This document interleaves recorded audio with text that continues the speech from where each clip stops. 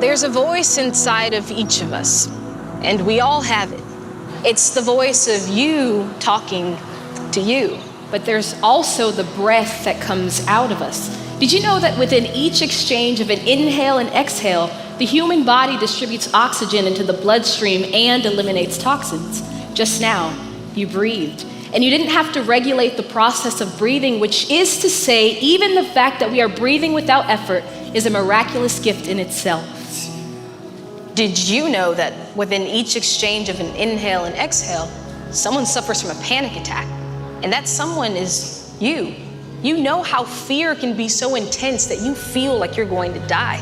Your heart races, your pulse pounds, you skip a few breaths and you struggle to even breathe. Do you mean to tell me this panic is a facade? We both know it's not a facade.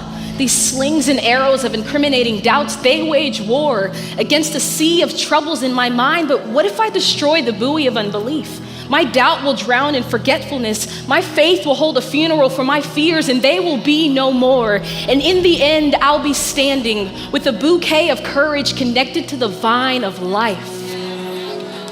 Don't you think faith is far too dangerous? Why don't you go where it's safe, where it's predictable, where you'll know the outcome and have no reason to fear?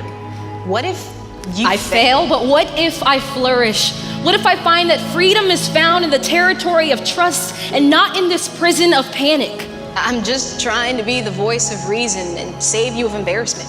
Who's to say fear won't come back and paralyze you like it always does? Fear may be present, but fear will not be permanent. So let it come.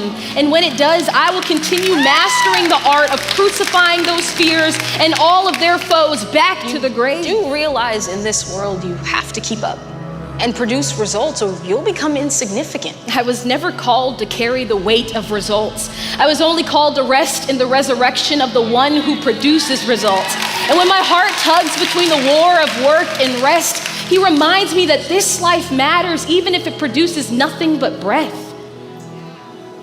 Well, if you don't work, who will? God will. God will move the mountains when my wingspan is not wide enough to reach the distance. Yeah, but God will sing a melody when my breath has grown too weak and weary to even hum a hallelujah. So I've resolved, I will turn to the God who will lift my arms when my surrender has lost its steady. He is my anchor and he is my answer. Have you calculated the risk?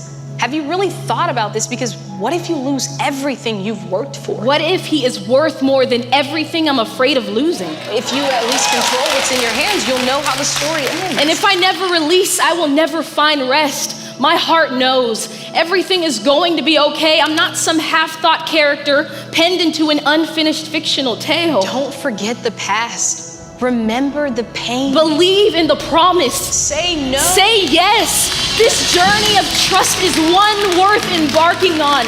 And though at times I feel the urge to snatch the pen from his hands, I choose to agree that the author of my life is writing beauty that I could never have dreamed of. He's crafting together miracles in every chapter of this story. So I will rest, knowing that he will take care of the rest. Because connected to him like skin on bones, his DNA intertwined into mine is where I find that all my dilemmas are turned into the divine.